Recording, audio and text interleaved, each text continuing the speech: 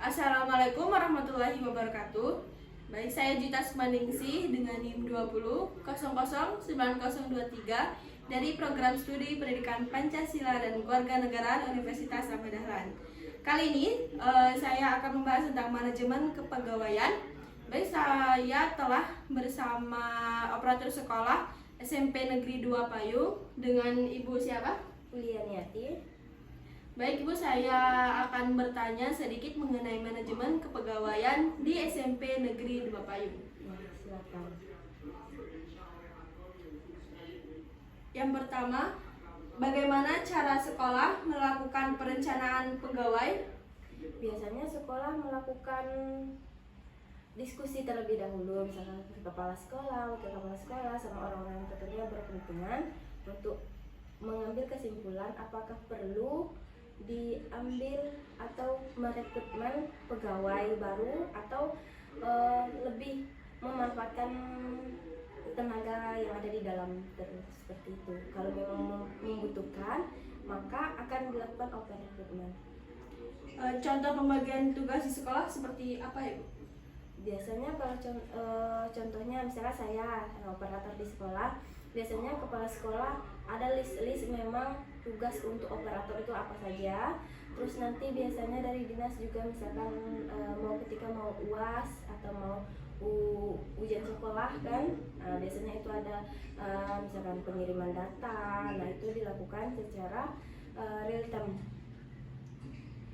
Selanjutnya, bagaimana sekolah melakukan pengadaan sumber daya manusia baik pendidik maupun tenaga kependidikan? Biasanya kalau di sekolah kami itu dilakukan dengan kepala sekolah terlebih dahulu tentunya.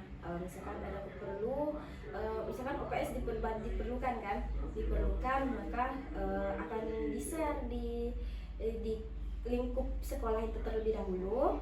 Nah, sudah itu baru dari lingkup sekolah nge-share ke masyarakat, misalkan bisa melalui via WhatsApp atau media sosial lainnya seperti Facebook atau yang lain halnya. Bagaimana cara sekolah melakukan penilaian terhadap pegawai? Biasanya kalau untuk penilaian pegawai kalau di tenaga pendidikan biasanya dilakukan oleh kepala sekolah sendiri, atau misalkan di sekolah itu ada namanya kepala TU. Nah, kepala TU yang menilai anggota-anggotanya.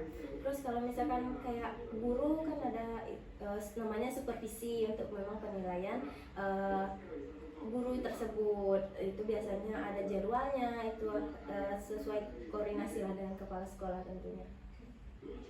Apakah pernah terjadi mutasi, promosi, dan pemberhentian pegawai? Pernah di sekolah kami, seperti kalau misalkan ada guru yang lulus di CPNS kayak di sekolah lain atau di kepegawaian lain, nah nantinya akan dimutasi di sekolah tersebut, sekolah yang lulus tersebut.